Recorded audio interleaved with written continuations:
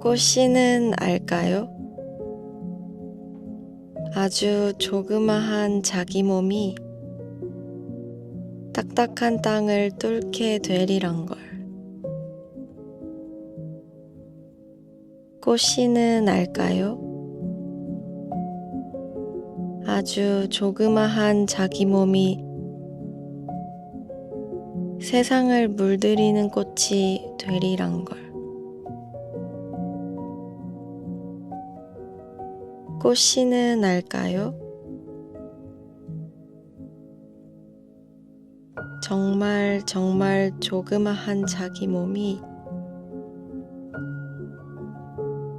꽁꽁 닫힌 사람들의 마음을 열어주는 열쇠가 되리란 걸.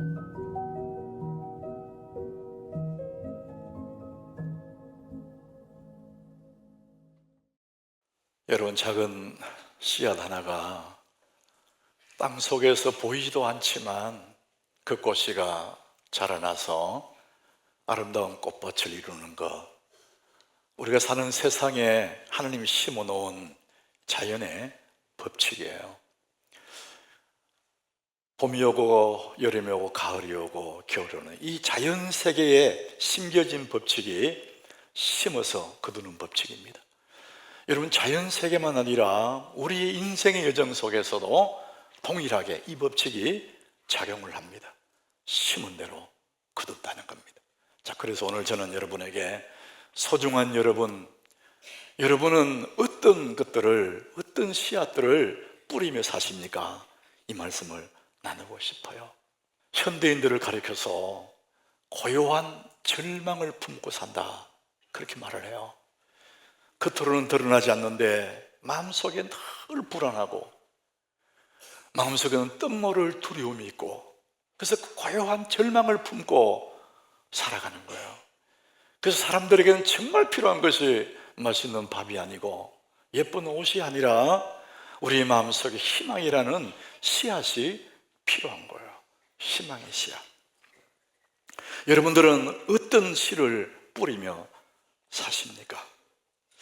제가 지난 4월 첫 번째 주일 칼럼을 제가 뉴질랜드 웰링턴에서 여러분에게 보냈는데, 그 칼럼의 일부분이 그런 내용이 있습니다. 여러분이 하는 말 때문에 어려움에 당하는 사람들이 너무 많습니다. 가정에 불화가 생기고 직장의 생활에 어려움이 생기고, 여러분 그 모든 것들을 가만히 생각해 보면 여러분들이 무심코 내뱉은 말 때문에 일수가 굉장히 많습니다. 여러분 인생이 자꾸만 꼬이고 뭔가 잘 안 돌아가고, 여러분 그럴 때에 여러분이 어떤 말을 하고 살아왔는지를 한번 살펴보면 여러분 말 때문에 그런 일이 벌어진 것이 참 많습니다. 무심코 내뱉는 그 말들, 그것들이 씨가 되고 내 삶이 되어서 그것들을 거두고 있는 셈이죠. 사람들은 하루에도 수백 번씩 말을 내뱉어요.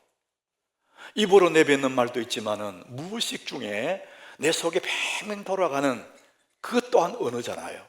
입으로 나오는 말도 있고 내 속에 생각으로 돌아가는 말도 있어요. 이것들이 내 삶을 만들어 가는 거거든요. 그래서 대부분의 사람들이 자기 스스로가 나는 참 복이 없는 사람이다, 나는 되는 게 없는 사람이야, 입으로도 그래 말하지만은 무의식 속에 계속 안 되는 사람으로 돌아갑니다. 자, 그래서 우리 그리스도인들은 의식적으로라도 그렇지 않다는 걸 선언을 해야 됩니다. 오늘도 내 인생은 눈부시다, 한번 선언해 보는 거예요. 여러분, 단순히 내가 한마디 이 말을 했을 뿐인데도 이 말이 씨가 됩니다. 그래서 날마다 눈을 뜰 때마다 주 안에 있는 내가, 예수 안에 있는 내가 오늘도 내 인생은 눈부시다, 이렇게 선언하면서 의식적으로 내 삶의 씨앗을 만들어 갈 필요가 있는 거예요. 여러분은 무슨 씨를 뿌리며 사십니까? 그런 의미에서 교회는 희망이라는 씨앗을 파는 가게예요. 여러분, 교회에 와서 말씀을 들을 때마다 이 말씀이 내 삶의 소망이 되고 가능성이 되고 축복이 되고 하나님의 은혜가 되는 이 씨를 말씀으로 나누어 주는 것입니다. 여러분들이 이것을 받아가지고 여러분 삶의 여정에서 그 씨를 뿌리면서 살아가는 거야. 그럼 반드시 여러분 인생에 화려한 많은 꽃들이 피어나게 되거든요. 그럼에도 불구하고 사람은 그렇게 하지 않는 것입니다. 하나님의 교회의 희망의 씨를 받았는데 이 씨를 뿌리지 않고 잘못된 불행의 씨를 뿌리면서 사는 사람들이 적지 않습니다. 여러분, 오늘 이 말씀을 통해서 여러분 소망의 씨앗, 희망의 씨앗을 받아서 여러분 삶의 희망의 씨를 계속 뿌림으로 여러분 삶이 정말 날마다 눈부신 그런 삶이 되시기를 예수 이름으로 축복합니다. 하나님은 우리에게 그 씨를 뿌리기를 원하세요.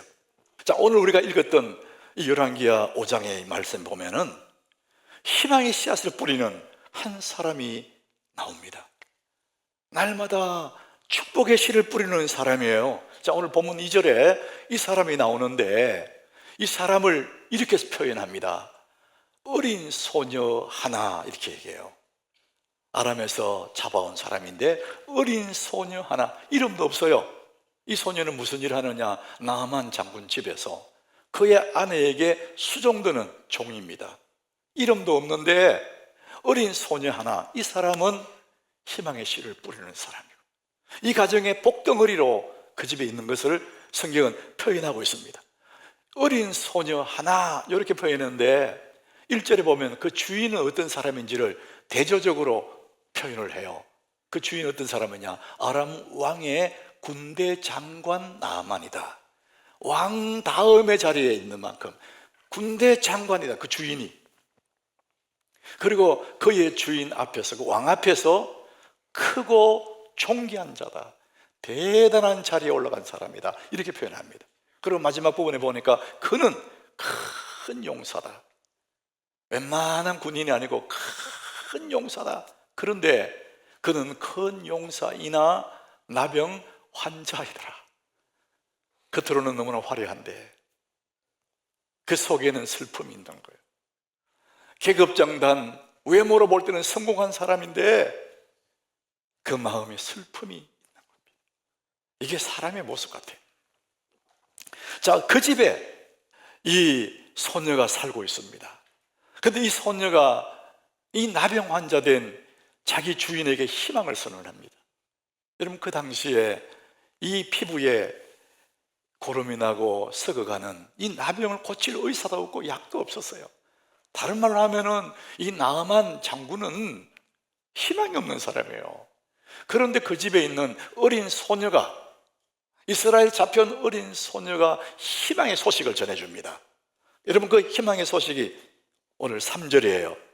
3절을 한번 같이 읽어보겠습니다. 그의 여주인에게 이르되 우리 주인이 사마리아에 계신 선지자 앞에 계셨으면 좋겠나이다. 그가 그 나병을 고치리다 하는지라. 우리나라, 내가 살던 사마리아 땅, 이스라엘 그 땅에는 선지자가 있는데, 하나님의 사람이 있는데 그 사람에게 가면 그가 그 나병을 고칩니다. 믿음으로 이 희망의 이야기를 해줘요. 그랬더니 너무나 신기하게도 미미한 여종의 말을 그냥 믿어요. 그 말을 듣고 이 나만 장군이 자기 나라 왕에게 허락을 받아서 사마리아 땅으로 가요. 가려고 엘리사를 만나서 엘리사의 말대로 요단 강물에 7번 몸을 잠궈요. 그리고 7번 몸을 잠고 나오니까 몸이 깨끗하게 되었다. 14절에 그 얘기를 하거든요. 너무나 우리 가슴 뛰게 하는 말씀입니다. 나만이 이에 내려가서 하나님의 사람의 말대로 요단강에 7번 몸을 잠그니 그의 살이 어린 아이의 살같이 회복되어 깨끗하게 되었다. 놀라운 일이 벌어진 거예요. 세상에 그 누구도 어떤 약도 그 나병을 고칠 수 있는 사람이 없었는데 하나님의 사람의 말대로 요단강에 7번 몸을 잠궜더니 병이 나았는데 어느 정도 나느냐? 그 살이 어린 아이의 살같이 깨끗해졌다. 이 놀라운 일이 벌어진 거예요. 그 배경에는 어린 소녀 하나의 말 때문에, 어린 소녀가 이 희망의 소식을 나만에게 알려준 것이죠. 대단한 일이 벌어진 거예요. 사람들은 이 나병이 나은 것에 대해서 환호를 지릅니다. 그런데 여러분, 이것보다, 이 병 난 것보다 더 놀라운 사실 하나가 있는데, 그게 뭐냐면은 이 나만 장군, 이방 사람이 여호와 하나님을 자기 입으로 고백하기 시작한 거예요. 이제는 내가 하나님만 섬기겠다, 이렇게 말합니다. 이런 병 나았다 할지라도 다시 때가 되면 죽어요. 그러나 하나님을, 여호와 하나님을 자기 하나님을 섬기게 되면 어떻게 됩니까? 영원히 사는 거예요. 그래서 병난 것보다 소중한 게 뭐냐? 하나님을 고백하게 됩니다. 이 사람이 병도 낫고 여호와 하나님을 경험한 다음에 나는 이제 하나님만 섬기겠습니다, 이렇게 고백을 하고 고국으로 돌아와요. 그를 아는 많은 사람들이 막 박수를 보내고 축하를 하고 잔치를 벌였을 거예요. 그런데 그 많은 사람 중에 가장 행복한 자를 한 사람이 있습니다. 바로 어린 소녀입니다. 자기가 알려준 그 말대로 자기 주인이 병이 났고 하나님을 경외하면서 돌아오니까 이 아이의 마음에는 너무 행복한 거예요.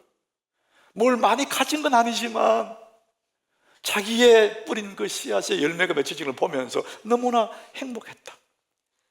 여러분, 이 나만 장군도 그 이후에 이 여종을 어떻게 대했을까요?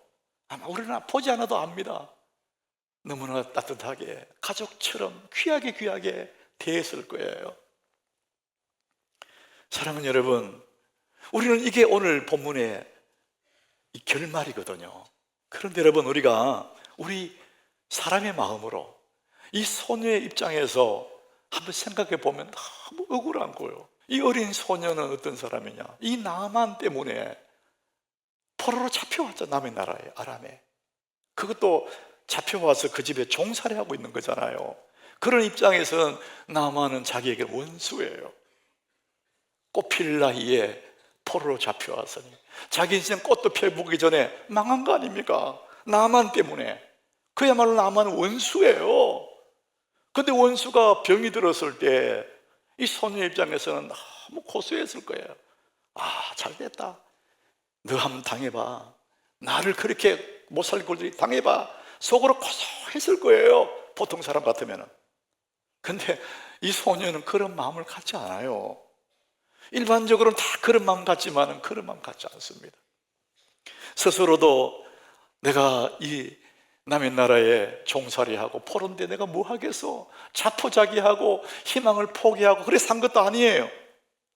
전혀 다른 모습으로 삽니다. 3절을 한번 우리 다시 한번 보십시오. 오늘 본문 3절에 우리 같이 한번 읽어보겠습니다. 그의 유주인에게 이르되 우리 주인이 사마리아에 계신 선지자 앞에 계셨으면 좋겠나이다. 그가 그 나병을 고치리다 하는지라. 표현을 한번 보십시오. 우리 주인이 그래요. 그 여자 주인에게 말합니다. 우리 주인, 그 나만 장군, 우리 주인이. 속에는 원수 같은 사람이잖아요. 근데 실제로 그렇게 대하지 않는 겁니다. 정말 마음을 다해서. 우리 주인이 세상에 고칠 약도 없고 의사도 없겠지만 선지자, 내가 있던 그 사마리아 땅의 선지자 앞에 가면은 그가 그 나병을 고칠 겁니다. 정말 희망의 소식을 마음 다해서 전해주는 거예요. 그가 그 병을 고치리다, 이렇게 말하는 겁니다.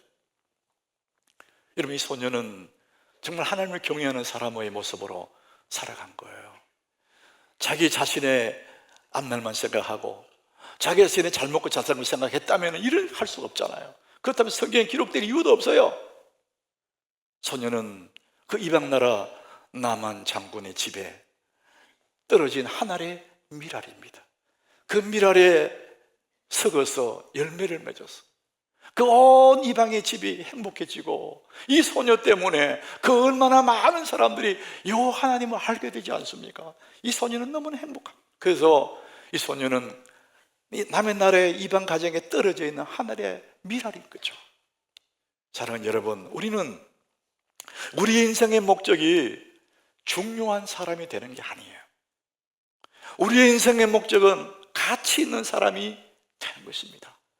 나만 장군은 굉장히 중요한 사람이잖아요. 크고 존귀한 자다 그랬어요. 세상 사람들 다 부러워하는 사람이에요. 다 나만 장군이 되고 싶어 해요. 다 중요한 사람 되고 싶어 하잖아요. 성공하고 싶어 하잖아요. 그런데 나만은 중요한 사람이지만 이름 없는 이 소녀는 정말 가치로운 사람입니다. 정말 소중한 사람입니다. 하나님 나라는 이런 사람들일 것입니다. 사랑하는 여러분, 여러분의 삶의 여정 속에 내가 처해 있는 곳이 어디에 있든지 상관없습니다. 그곳에서 여러분 중요한 사람보다도 가치 있는 사람이 되기를 바랍니다. 희망의 씨를 뿌려주는 너무나 소중하고 너무나 가치 있는 그런 사람들 때문에 그 주변의 모든 사람들이 행복해지는 거예요. 소중한 여러분, 여러분은 무엇을 뿌리면서 사십니까? 소중한 사람은 소중한 씨를 뿌리고, 여러분 불행한 사람은 불행의 씨를 뿌리면서 사는 거예요. 우리 민족 대한민국, 우리 민족 고유의 정서가 있어요. 그걸 잘 표현한 것이 민요 아리랑입니다. 아리랑 아리랑 아라리요, 아리랑 고개로 넘어간다. 대한민국 사람이 이거 모르는 사람 아무도 없지 않습니까? 제가 이민교회 섬기던 거기에 6.25 전쟁했던 그분들이 이제는 다 노인이 되어 있었는데, 이분들도 그 세월이 지났는데도 아리랑 곡과 가사를 그대로 알고 있더라고요. 아리랑 아리랑 아라리요, 아리랑 고개로 넘어간다. 곡까지는 너무 좋아. 그 다음에 문제야. 나를 버리고 가시는 님은 심리도 못 가서 뭐 한다? 이게 한국 사람의 심보야. 네가 날 버리고 가. 너 잘 되는가 보자. 너 발병 나. 이런 고약한 우리 민족의 이 심정입니다. 심정. 아람 군대 장관 나만 집에 있는 그 소녀의 마음이 왜 그게 없겠어요? 자기를 괴롭힌 사람인데. 근데 그런 마음 같지 않아요? 여러분들 마음에 자기 아버지에 대한 좋은 기억이 있는 사람도 있겠지만, 많은 경우에 우리 시대 사람들은 아버지가 두려워요. 아버지에 대한 그 기억이, 좋은 기억이 별로 없거든요. 어떤 청년이 아버지에 대한 혐오를 가지고 있어요. 초등학교 5학년 때 아버지는 걸핏하면 때리는, 소리 지르고 때리고, 숙제 안 했다고 때리고, 말 안 듣는다고 때리고, 어떨 때는 방 안에 그냥 반상하러 가둬놓고. 그래서 아버지만 생각하면 너무 두려운 거예요. 아버지가 좋은 아버지가 아니에요. 그래서 이 청년이 청소년 시절에 집을 나와버렸대. 가출했대. 아버지하고 못 살겠다고. 그래서 음식점에 배달부로 취업을 했대. 나머지 음식점에 일하는 게 쉽지 않지만 그래도 아버지 안 보니까 너무 좋았다는 거예요. 그렇게 살아가다가 그 음식점 주인이 예수를 믿는데 주인 따라 교회 나갔어요. 그 예수를 믿게 됐어요. 근데 교회 가니까 하나님 아버지 그런단 말이에요. 근데 아버지라는 단어가 너무 두려운 거예요. 육신의 아버지가 너무 싫은 것처럼 하나님 아버지, 그런데 그 아버지가 마음에 와닿지를 않는다는, 너무나 괴롭다는 거예요. 여러분, 이것을 성경에는 선뿌리라 그래요. 그 마음의 뿌리가 확 선뿌리가 박혀. 너무 선뿌리. 세월이 흘러서 아버지는 죽어 없지만은 여전히 자기 마음에는 이 안 좋은 감정이 확 자리 잡고 있는 거예요. 이 마음이 상해 있는 거예요. 이것을 심리학에서는 감정 차용 정서라고 그래요. 그 안 좋은 감정을 내가 빚진 것처럼 딱 가지고 있는, 언젠가 내가 이 빚을 갚아야겠다, 복수해야 되겠다, 감정 차용 정서를 가지고 있는 겁니다. 그래서 그 상대가 잘못되기를 학수고대하고, 언젠가 내가 기회가 오면 복수한다. 그냥 날마다 이런 안 좋은 감정을 품고 사니까 이 사람이 행복할 수가 없는 거예요. 날마다 불행의 씨를 뿌리고 살아. 마음에 분노의 씨를 뿌리고 미움의 씨를 뿌리고 사니까 행복할 수가 없어요. 그래서 우리는 우리 속에 이 미움이라는 감정의 정서, 이 차용 정서를 찢어야 됩니다. 이거 찢지 않고는 정말 진심으로 하나님의 그 사랑을 경험할 수가 없어요. 이 감정의 차용 정서를 찢어내지 않으면은 내 마음에 자유가 없어요. 잘 놀다가도 생각나면 막 분노가 올라오는 거예요. 여러분요, 우리의 감정의 자유를 찢어내는 방법 딱 한 가지밖에 없습니다. 그분을 용서하는 겁니다. 우리 감정적으로 용서가 안 돼요. 그렇지만 내 입으로 용서를 선언해야 됩니다. 예수님이 그리하셨던 것처럼 우리 예수님은 우리를 위해서 십자가에서 죽으셨어요. 하나님의 미랄이 되셨어요. 복수할 권리를 버려버리는 거예요. 내가 당연히 어려움 당했으니까 내가 복수할 권리가 있지 않습니까? 그런데 이것을 포기해버리는 겁니다. 이것이 뭐냐? 감정의 자유를 찢어내는 것입니다. 하나를 미랄로 죽는 연습을 하는 겁니다. 내가 자존심, 이 권리, 이것들을 십자가에 내려놓고 죽는 연습을 하지 않으면 언제나 나는 거기에 차용정서에 매여가지고 살아가게 되는 것입니다. 여러분들, 상한 감정, 때로는 화가 나고 분노가 나고, 여러분 누군가가 막 미워지고, 그럴 때 여러분 그렇게 분노할 때 그때 했던 말들은 다 후회됩니다. 화가 났을 때 뱉은 말들은 다 후회가 됩니다. 화가 나서 결정한, 상한 감정으로 결정한 모든 결정들이 다 후회가 됩니다. 왜? 그때는 정상이 아니거든요. 저도 살아오면서 돌아보니까 제가 화가 났을 때에 했던 말들에서 너무 후회가 되는 거예요. 분노가 올라서 했던 말들, 그때에 결정했던 모든 것이 다 후회가 됩니다. 이런 부부간에 때로는 토닥토닥 싸우다가 화가 올라가요. 그때 막 내뱉는 말들 다 후회가 됩니다. 그때 결정하면 다 후회합니다. 우리는 우리의 감정대로 살 것이 아니라 하나님 말씀대로 살아야 되겠다, 이거 결심해야 됩니다. 내 감정이 중요한 게 아니에요. 하나님 말씀이 중요한 겁니다. 그것을 결단하는 것이 뭐냐? 우리는 이 감정의 차용을 찢어내는 것입니다. 자존심도 죽이고, 그 사람에 대한 내가 분노해야 될 당연한 권리, 이것도 하나님의 미랄로 죽는 연습을 하셔야 됩니다. 그럴 때 우리는 진정한 자유를 누리게 되는 것이죠. 어느 대학 교수가 수업 시간에 결혼한 주부 학생을 앞으로 불러냈답니다. 그리고 흑판에다가 당신이 친하게 지내는 사람, 가장 친한 사람 순으로 20명을 적어봐라. 이런 금방 20명 적을 수 있지 않습니까? 내 가족부터 해가지고 직장으로 쭉 나가면서 20명을 다 적었어요. 그럴 때 교수가 말합니다. 이 중에서 덜 친한 사람, 덜 중요한 사람 순위로 하나씩 지워봐라. 맨 먼저 동네 이웃을 쉽게 지울 수 있겠죠. 좀 덜 친하니까, 그 중에서는. 그리고 그 다음에는 또 직장 동료도 지울 수가 있고, 이렇게 한 명씩 한 명씩 지워 나갔습니다. 마지막에 세 사람 이름이 딱 있는 거예요. 부모, 남편, 자식, 이 셋 이름이 있습니다. 교수가 또 얘기합니다. 이 중에서 덜 중요한 사람 지워라. 주부는 머뭇거리다가 부모를 지웠어요. 이제는 남편과 자식만 남았어요. 또 한 사람 지우라 그래요. 아무리 고민해도 누굴 지워야 될지. 그러다가 눈물을 흘리면서 자식을 지웠대요. 사람들이 수근수근합니다. 왜 그렇게 지웠느냐 했더니 눈물을 흘리면서 얘기합니다.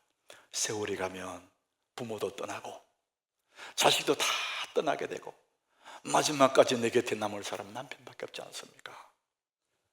정말 의미가 있잖아요. 남편 너무나 소중하다, 그 얘기예요. 여러분 곁에 있는 그 사람이 너무나 소중하다. 자, 그 글은 여기서 끝입니다. 그런데 저는 한 걸음 더 나가 봅니다. 남편과 그 옆에 내 이름 써놓고 누굴 지울 거냐? 하나 지워라. 여러분 누구 지울래요? 남편 확 지워버릴 것 같아요. 그죠? 아내들도 그렇지만 남편들도 아내하고 내하고 이름 두 개 떠났어요. 하나 지워야 돼. 누구 지울 거예요? 대답은 잘 못할 것 같아요. 예수님은 내 이름과 예수님 이름을 써놓고 나를 지우지 않고 당신의 이름을 지웠습니다. 십자가에서 죽었어요. 이것이 하늘의 미랄입니다. 요한복음 12장 24절에 우리는 예수님의 그 마음을 이 한 절에 다 녹여져 있습니다. 우리 같이 읽어보겠습니다. 내가 진실로 진실로 너에게 이르노니 하늘의 멸이 땅에 떨어져 죽지 않으면 하늘 그대로 있고 죽으면 많은 열매를 맺느니라. 너무 중요한 말씀하시고, 하늘의 밀알이 땅에 떨어져 죽지 않으면 10년이 가도 100년이 그대로 있지만은 죽으면 많은 열매를 맺느니라. 그러시면서 자신의 하늘의 밀알로 죽으신 거예요. 나를 지우지 않고 나 같은 죄인을 남겨놓고 자신이 죽으신 거예요. 그래서 우리가 사는 겁니다. 우리는 자꾸만 우리 가정에서 밀알인데 안 죽으려고 그러는 거예요. 소리 지르고 안 죽으려고. 내가 누군데 자존심 세우고 자기 경험을 세우고 자기를 주장하고 안 죽으려고 그러는 거예요.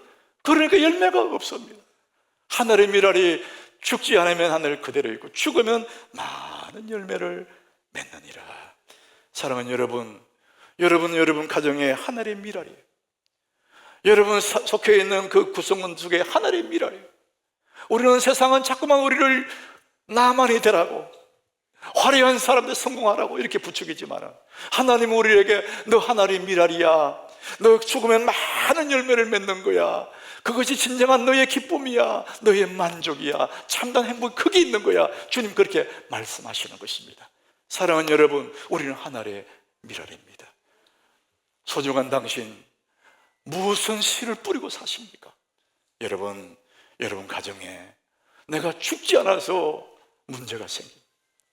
나와의 관계 속에서 내가 죽지 않아서 내가 문제가 생깁니다. 그러나 내가 죽으면은 많은 열매를 맺습니다. 어린 소녀 하나가 분노대로 살지 않고 감정의 차용것을 찢어내고 그 주인에게 희망의 소식을 알려주니까 어린 소녀 하나로 온 가정이 행복해지고, 하나님 모르던 그 이방 나라의 군대 장관이 여호와를 경외하게 되는, 그것을 바라보는 소녀의 마음이 세상의 그 무엇보다도 너무너무 행복하고 너무나 감사하고, 이 시대를 사는 여러분이 이 기쁨을 누리시기를 축복합니다. 하늘의 밀이 땅에 떨어져 죽으면 많은 열매를 맺느니라.